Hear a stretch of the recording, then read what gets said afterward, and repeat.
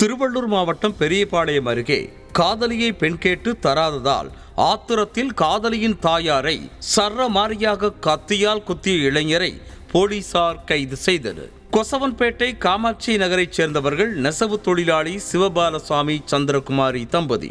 இவர்களுக்கு 19 வயதில் மகள் உள்ள நிலையில் அவர் சென்னை தனியார் கல்லூரியில் 3ஆம் ஆண்டு படித்து வருகிறார்.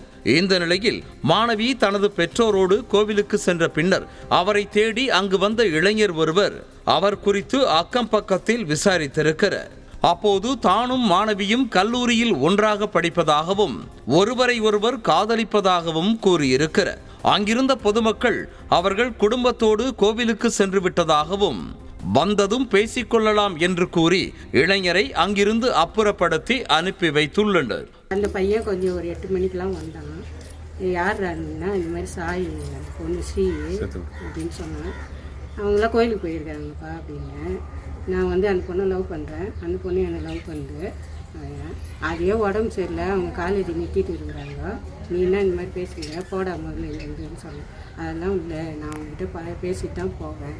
அவங்க அண்ணங்களும் வந்துக்கிற ஹைதராபாத்லேருந்து உன்னை வச்சுட்டு போகிறாங்க, நீ போடான்னு கூட சொல்லுவேன். இல்லை, நான் பேசிட்டு தான் போவேன்னா சரி அப்படின்னா போட்டோம். நான் வீட்டுக்குள்ளே போனேன். அவங்க அம்மா கோயிலேருந்து வந்தாங்க. அந்த பையன் உங்களை தான் தேடின்னு வந்துக்கிறான் இந்த பையன்னு சொன்னேன். கட் பண்ணுவேன், தேடின்னு வந்துக்கிறான்னு சொன்னேன். அப்புறம் அந்த அம்மா வீட்டுன்னு போய் பேசினாங்க. பேசிங்கன்னா பேசினாங்க, நமக்கு தெரியாது. நான் என் வேலையை பார்த்து நான் ஏன்னா அது அவங்க வீட்டு விஷயம்.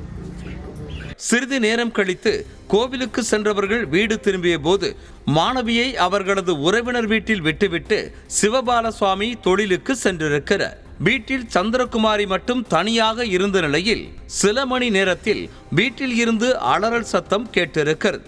சத்தத்தை கேட்டு ஓடி வந்த அக்கப்பக்கத்தினர் மாணவியின் வீட்டின் கதவை திறக்க முயன்றுள்ளனர்.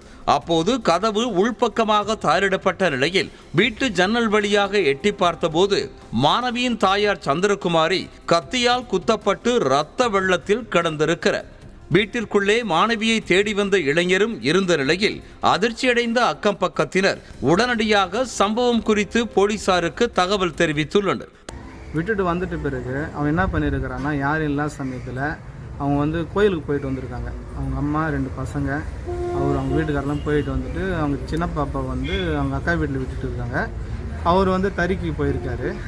இந்த அம்மா தனியாக இருக்கிறதுனால ஒரு 10:30 அளவில் அவன் வீடு பூந்து கத்தி எடுத்து அவங்க அம்மா அந்த பாப்பாவை ஏதோ பண்ணுறதுக்கு வந்தாங்கன்னு தெரியல நம்மளுக்கு. அந்த அம்மா இருக்கிறதுனால தாப்பா போட்டுட்டு மூஞ்செல்லாம் கத்தி எடுத்து கீழ்த்துட்டு கொண்டுடுறோன்னு சொல்லிட்டு பத்தியாக போட்டுட்டான். தகவல் அறிந்து வந்த போலீசார் இரத்த வெள்ளத்தில் கிடந்த சந்திரகுமாரியை மீட்டு முதலுதவி சிகிச்சைக்காக பெரியபாளையம் அரசு ஆரம்ப சுகாதார நிலையத்திற்கு அனுப்பி வைத்தனர்.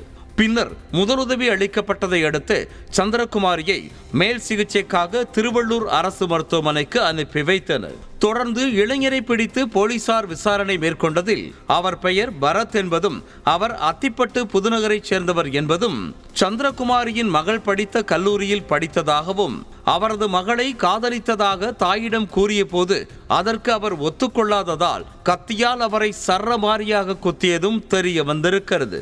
இதனையடுத்து இளைஞரை காவல் நிலையத்திற்கு அழைத்து சென்று வழக்கு பதிவு செய்த போலீசார் மேற்கொண்டு தீவிர விசாரணை செய்து வருகின்றனர்.